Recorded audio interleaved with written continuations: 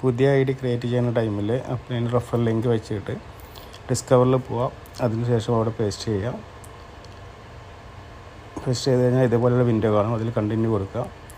Continue കൊടുത്തു കഴിഞ്ഞാൽ upline referral ID കറക്റ്റാണോ എന്നുള്ളത് വെരിഫൈ ചെയ്യാം. അതിനുശേഷം രജിസ്റ്റർ വിത്ത് വാലറ്റിൽ പോയി കഴിഞ്ഞാൽ ടോക്കൺ പോക്കറ്റ് കൊടുക്കാം.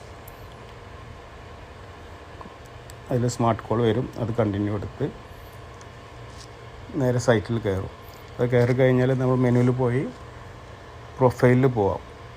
പ്രൊഫൈലിൽ പോയി കഴിഞ്ഞാൽ അപ്ലൈൻ വാലറ്റ് അഡ്രസ്സ് ഒന്ന് ചെക്ക് ചെയ്യാം. അവിടെ എന്നാന്ന് കാണിച്ചിട്ടുണ്ട് എന്നുണ്ടെങ്കിൽ വീണ്ടും മെനുവിൽ പോയി ഫോർജറൈസ് അല്ലെങ്കിൽ ഫോർജർ റിവോൾവ് എടുക്കാം. ഇങ്ങനെ വിൻഡോ വരും. അതിൽ ആക്ടിവേറ്റ് വാലറ്റ് എന്നുള്ളത് കൊടുക്കാം.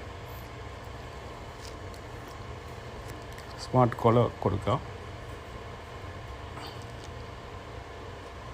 അപ്ലൈൻ വാലറ്റ് സെറ്റ് ചെയ്യാൻ വേണ്ടിയിട്ടാണ് ഇത് ചെയ്യുന്നത്. ഇതേപോലെ അപ്ലൈൻ സെറ്റ് സക്സസ്ഫുൾ എന്ന് കാണിക്കും. അത് കഴിഞ്ഞാൽ വീണ്ടും മെനുവിൽ പോയിട്ട് പ്രൊഫൈൽ ക്ലിക്ക് ചെയ്യാം. അതിൽ അപ്ലൈൻ്റെ വാലറ്റ് ID കാണാം. വാലറ്റ് ID അത് സെയിം ആണെന്നുള്ളത് ഒന്നുകൂടി ക്രോസ് ചെക്ക് ചെയ്യാം.